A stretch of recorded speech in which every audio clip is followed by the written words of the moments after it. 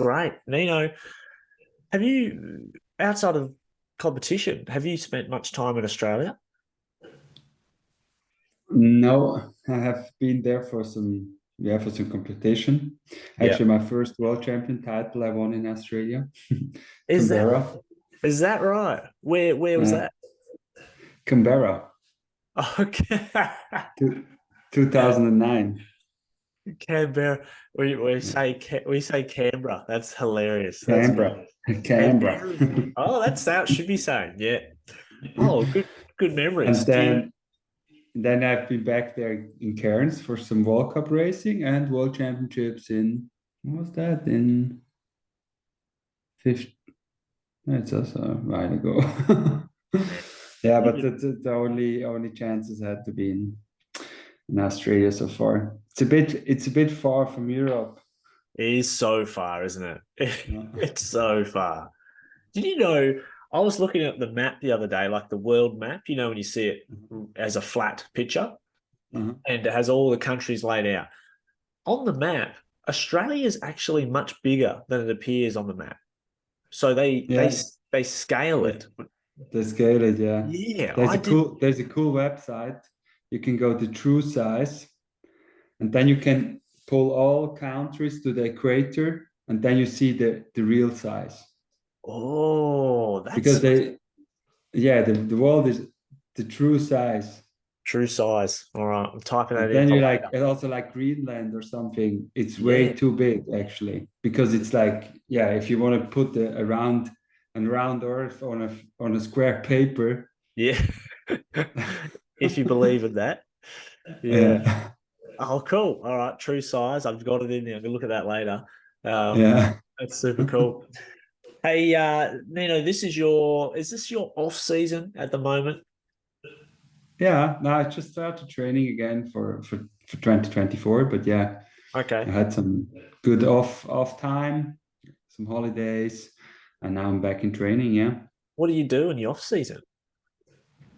So I think it's quite important to first, after the season, to take really a break, to rest, um, to do some holidays for 2 3 weeks, not Yeah. touching your bike, be a bit active, other ways, but for sure not riding and not training. I think that's really important to be motivated again and to recover well. But what do So you I do? did that. Like, what do you actually do? So, say you're staying active. Are you going for hikes? Are you walking the dog? Things like that? Whatever what you like, it's also important that it makes you pleasure and you're having fun. So I've been first with my daughter. I've been on in Italy for some holidays. I did some wing foiling, and Oh, she really? did some windsurfing a little bit and stuff Yeah. like this. So just do if you really feel, you also can just lie next to the pool. It's also, I think it's important that you really rest. Yeah. And later I was on Iceland. We did a lot of hikes, stuff like this. So I think it's, yeah, for your brain to Yep. recover, to come a bit down from all the racing, from traveling, from all this pressure all the time, doing Yeah. something that you just enjoy and where it's just where the fun must be in the focus. Um, yeah, and now I'm back in training, still not racing. Racing is still far. I will do my Yeah. first competitions in mid-March. Much. But yeah, it's again like every day is like planned for training plan. Yeah. Okay. Do you do you get recognized in Italy and when you're on holiday? Do people come up to you and ask for photos, things like that? Does that happen often?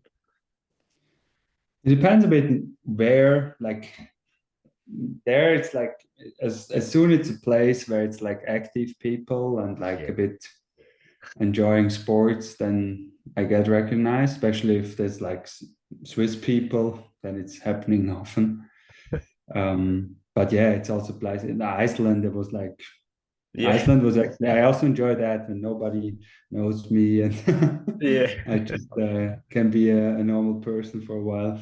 Yeah, for sure. I always think about like the world's best cricketers, cricket, Indian cricketers.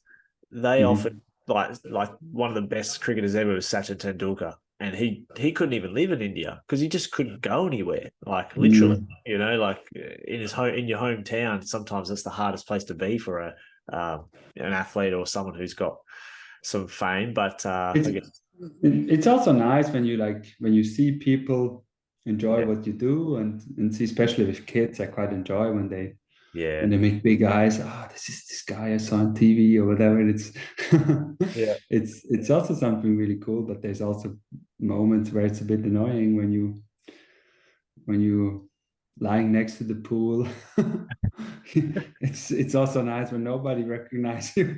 yeah, for sure. That's really cool. And you mentioned a bit of foiling as well. That's cool. That's really cool. It's quite I cool, but I just started for some, so oh, I can't say I really foiled, but I tried. fair enough. Fair enough. So one of the big reasons why I wanted to talk to you, outside of you being, one of the greatest cyclists of all disciplines, of all time, just you such an amazing career, and it's really a privilege to speak to you.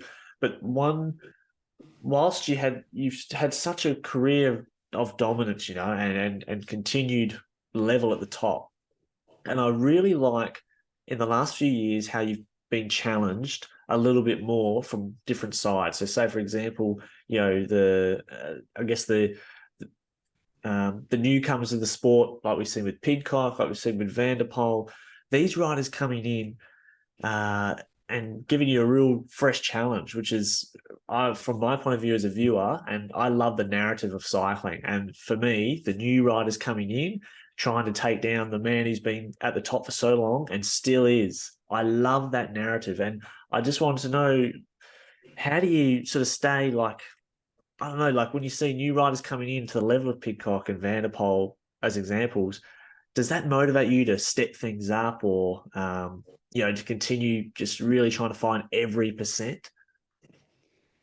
For sure, yeah. I think that's it's quite important to stay motivated, or like if you see like if you have like people that you really want to beat them, and but I was lucky through my whole career. I always had these big opponents, like with Opsalo. I really like, he was the mountain bike star of the scene, and then I tried to beat him, and I Yeah, gave everything to beat him, and I knew I need to be on my best to beat him. And then I had some great battles with Yaroslav, the yeah, same thing again, like, and then with Vanderpool coming, for sure it was also like, now is this young kid, super talented, trying yeah, to win mountain bike races. For sure gives you motivation, and it's also nice. It's like it's pretty cool that, yeah, those riders coming in, showing also more attention to the sport. yep, It's something I quite enjoy, and it's nice. I can still battle with those young kids. It's it's not getting easier, but I quite enjoy, and I think it's quite important to have those rivalities, to stay motivated, to give everything, to even in training, when you really need to dig deep, to see a goal. If you want to beat those talents, you need to be on your best.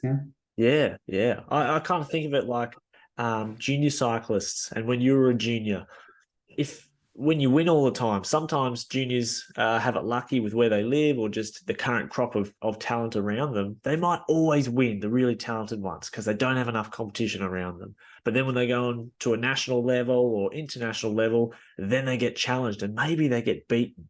And that's often a really good turning point for junior cyclists because they realize, oh, I can't just turn up and win. I need to lift again. And maybe that's the similar thing when you as an adult and you get someone else coming in who can challenge you. It pushes you to go a bit more, right, as opposed to just being at the top all the time. Either if those competitions or those races where you are disappointed, or someone was beating you, or you really feel, I need to step up to keep up, it's those moments where you learn the most, and where you see, it's not enough. And that's for sure the key moments, like if you Yeah, realize, hey, there's others out there that they are pretty fast too. yeah. Yeah. And you just mentioned it before. Have you noticed maybe a rise in attention in cross country mountain biking since Van der Poel and Pidcock have come onto the scene recently? Have you noticed a bit of a lift or?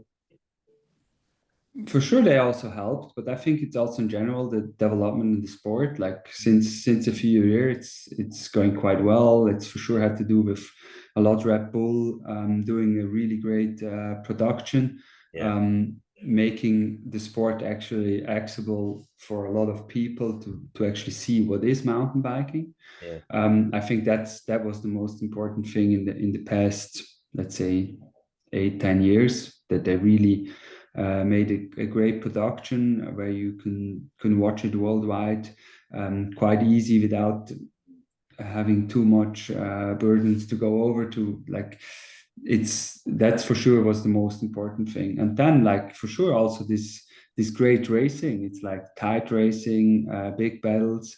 I think that's also what people love and people like to see. And then when a road guy or cyclocross guy is coming in, for sure it brings a new spectators again to the scene, and then they stick hopefully there, yeah, and we'll keep on watching. And it's a nice development the past years in the mountain bike sport, and now also Discovery taking over, hopefully making even a better job and bringing it to a bigger audience would be cool. But I think we are in a really good way, and all those riders from other disciplines for sure help as well. yeah. And you're right. The extended coverage or improved coverage. I would watch it over here in Australia on GCN, and watch many of the World Cups because it's the viewing and the coverage is so good. You get all the different camera angles of the different features and sections on the circuits.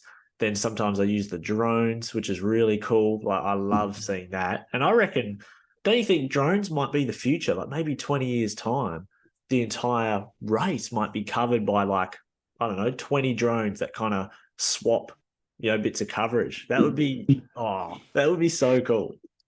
I think like the following cameras brings shows also the speed. If there's all cameras just static, it sometimes you don't get the feel of the speed. So I think it's important to have some cameras like drones, or even it could also be fixed cameras on athletes, like on the bike. Yeah. I think that's something what we're also going to see soon. Yeah. But I think it's also important to have like the fixed static cameras, because if not, you're getting sick watching the race, because it's Yeah. like Oh, it's true. I think it needs to be a good mix, but the technology is quite insane what it's now possible, and I think those drones are really cool Yeah. to see the speed, to see a bit more what it really means to ride a trail down fast or whatever. That's pretty cool. That wasn't possible a long time, but now you also get this feel, and I think it's nice for the spectators to have this Yeah. view. Do you watch Formula One, Nino? Sometimes I'm Yeah. not a huge Formula One Yeah. fan, but I enjoy sometimes to watch. It's yeah. Well, I asked because Formula One for me is one of the benchmarks for sporting coverage. NBA is similar, the basketball, but Formula One in terms of a motorsport or an active sport, Mm. where they place their cameras in the coverage. They've got cameras on the front wings, they've got them on the course, and my favorite, and this could be one they could use in cross country or any cycling, they have one in the helmet. It's an incredible view because that is the one camera that shows the speed of how fast they are going. And you get to see Mm. it must be in the visor, Nino, because you see like the lights. It's almost like they're going warp speed. And imagine that, the point of view cam from someone like yourself on a real hectic rock garden. Like that would be so sick. Yeah, I hope technology will make it possible. So for on cycling, everything needs to be light, and it needs somehow to fit. Like on a Yeah. car, it's a bit easier to have like all the transponders and True. everything. Yeah. But True. also there, technology will come soon. I'm Yeah. actually involved in the organization of a Swiss cycling cup, the bike revolution.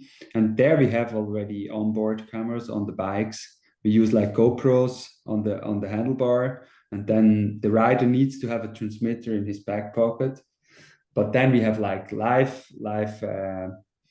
footage from a rider that we stream into the mainstream. And that's actually also quite cool.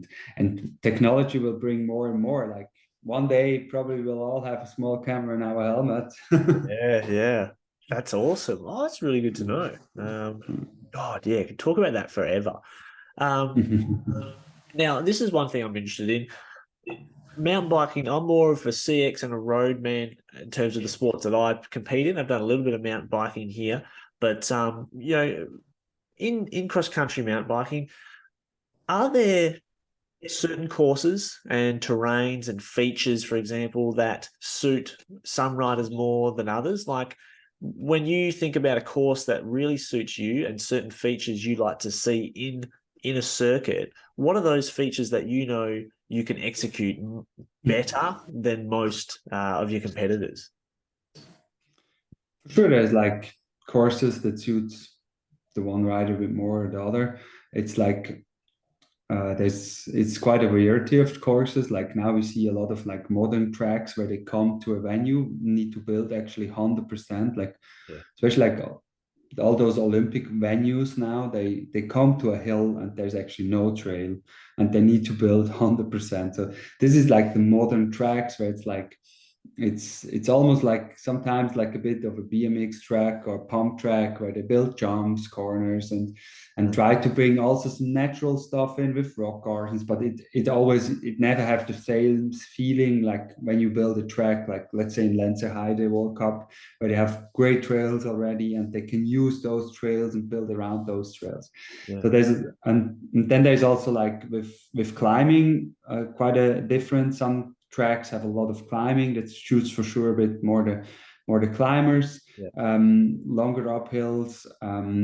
You see a bit of everything, but mountain biking, due to the course needs to be between 4 and max 5Ks, it never can be dramatic different from one to the other. So like as a mountain biker, you need to be quite a complete rider. You need to be able to climb well. You need to be powerful for punchy uphills. You need to be technical rider. So you need to be have everything. So it's like you need to be almost a bit like if you would compare like to an all-rounder on the road or whatever. It's not, if you have great climbing skills, you will not make it in mountain bike, because there's also sometimes just punchy uphills where you need to do with a lot of force. So I think in general, as a mountain biker, you need to be an all-rounder, complete rider to be successful. But still, there is courses where it's like sometimes a bit more climbing suits a bit more this.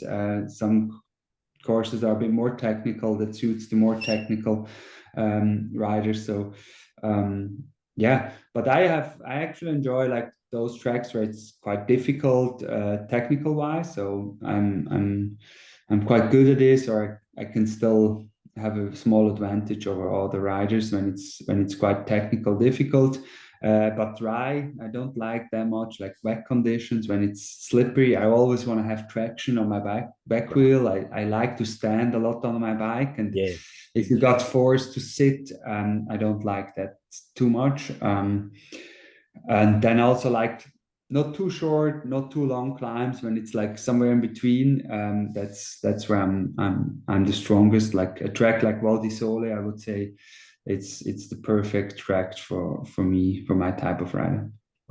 Yeah, and I think everyone can think who's listening now about how you have to be an all-round rider to be a successful mountain biker. We probably all know, listening, a mountain biker that you're thinking of right now who's very good, very successful, might be in your state, might be in your country, and no doubt there'll be someone who's good at all parts of cycling. That's really interesting. Next on, Nino, you how old are you now? You 36? 37. 37. Okay. 37. Fantastic. You look $1 million. Seriously. I'm looking older on this stream right now. Nino, part of this is one of the reasons all of the best athletes in any sport are a step above and end up being the best ever is because they are able to stay in shape, stay healthy, stay fit, injury free for the most part. When you think about any athlete who's been at the top of the game in any sport, it's always one of those consistent things. They've managed to avoid injury, serious injury, and that's always because they're so well prepared. And I wondered, how have you just stayed in such good shape for such a long time? You've had such a sustained time at the top of the game. No doubt that's due to a lot of preparation, recovery, everything. Yeah, I think you need to be well balanced, and so in all different aspects. So, and there's no, I think there's, it's a good slogan to have, like, there's no shortcuts to success. So you need to build everything slowly up, and you can't just train from 1 year to the next plenty of more hours. You can't just, like, from one day to the next just do much more for stuff, or everything needs to be in balance. And also, like, with your efforts and recovery, you need to be able to slowly build up. And I was lucky that I was able to get slowly build everything up, and I never had, like, I'm quite lucky. I never had a bad injury or bad crash or whatever. I never fall far back because of any kind of an injury or sickness. But I was always able to improve, maybe there a little bit, and then see how maybe I can work a bit on this part, to get a bit better there. And I think that's the key. And also, like in life, to have your whole life in balance, and give every aspect his weight. And I think, that's what I managed quite well in the past years, to find the right balance in every small aspect. And for sure, there's always places where you can improve and get better. But in general, if you find a bit the balance, that's key. Okay. And from the start of your career till now, you've kind of seen that's you've been, I guess, through the shift where sports and exercise science have really come into how people are preparing in all sports now. It's taken a bit more, maybe people are using that knowledge a lot more. And how has that, the rise of science affected your training and preparation? Yeah, so the sport changed quite a bit over the time I'm racing now. Now we have shorter courses, shorter race duration. Everything changed, actually. Also, our bike changed dramatically. The When you see bikes, a bike true. with narrow tires, 26-inch, hardtail mostly, with narrow handlebar. It's almost a different bike now than it was some 18 years ago. Yeah. But I was really lucky. I found a coach with Nicolas. He was, from the beginning, he really realized what is mountain biking. He not just took, like, training plans from the road, and like, you just train like same as like a road rider. It's such a different sport. It's a completely different thing. And from the beginning, we put a lot of focus on train your coordination, train your technical skills, but also train your power force. Yeah. But at the beginning, I was the only athlete in the gym really doing force, and now you see a lot of mountain bikers doing gym work. But I was already 15 years ago. I was spending a lot of time in the gym. Wow.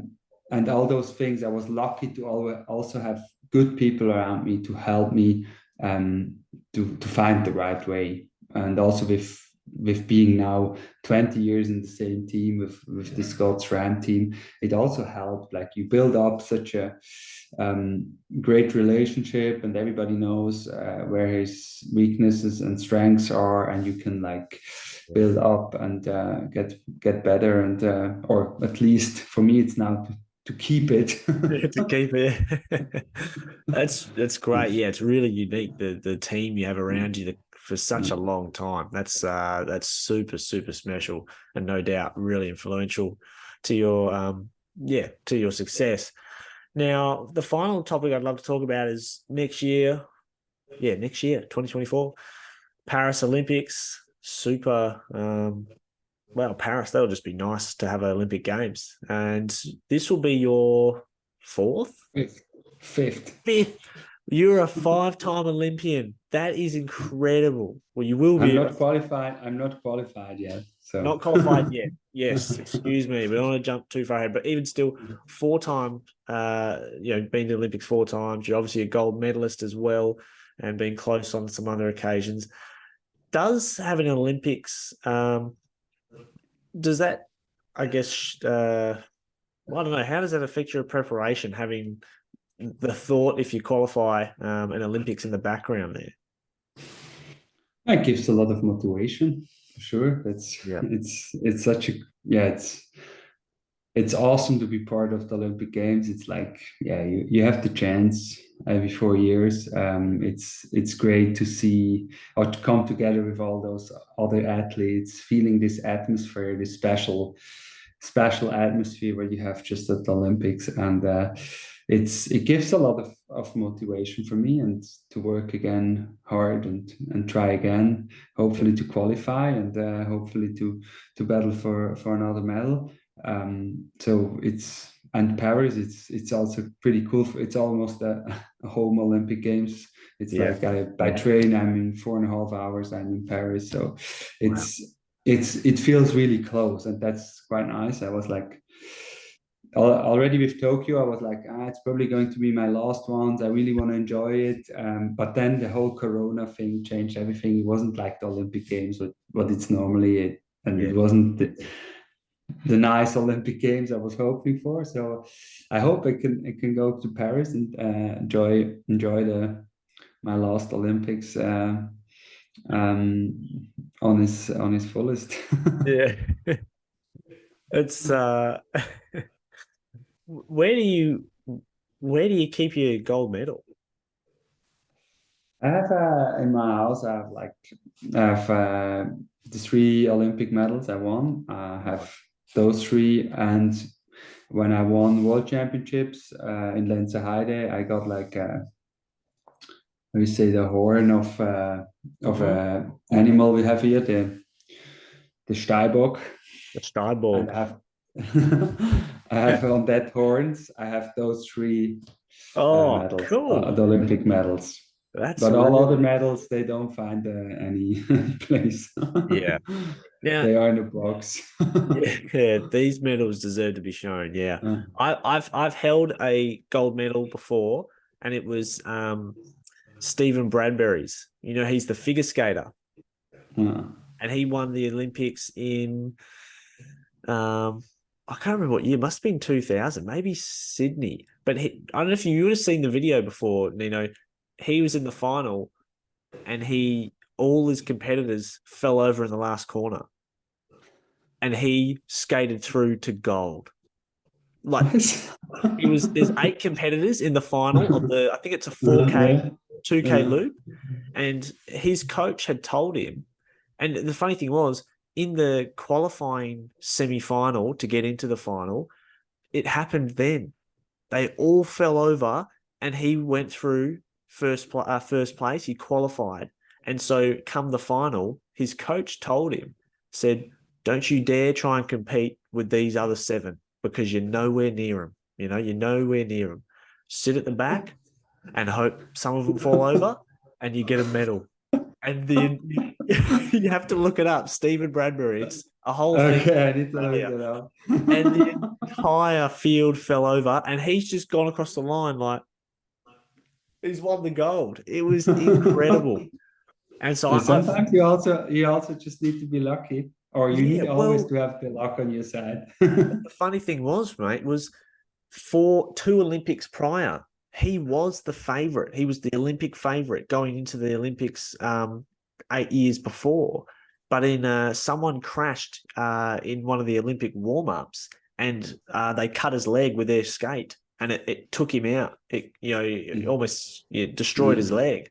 So on the year where he was Olympic favourite, he was the big champion to come in, it got taken away from him. And then 8 years later, maybe he earned the gold, he might have won that games. And it's really, the Olympics is something special, isn't it? Like it's definitely something special. And also like if you qualified, it's like for sure to win a medal, it's still difficult, but it's a lot of athletes are also missing, because now we are like in Paris, it's just I think 36 riders now. So and we from like say for Switzerland or France, we are some of the strongest nations, and we have like many riders in the top 15, but France and Switzerland can just send 2 riders. So there's like a lot of good riders are actually missing, and it also makes the race then a bit special, because quite a few strong riders are just missing in the field. But yeah, it's just Olympics are special, and it also throws extra tension on you. Like if you have the possibility to win an Olympic medal, it's also something that's really worthwhile, and that makes it as well a bit more energized. And Brilliant. Well, Nino, that's all I got for today.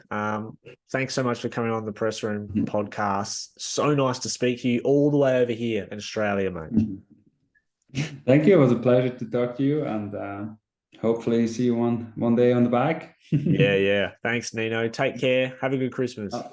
All the best.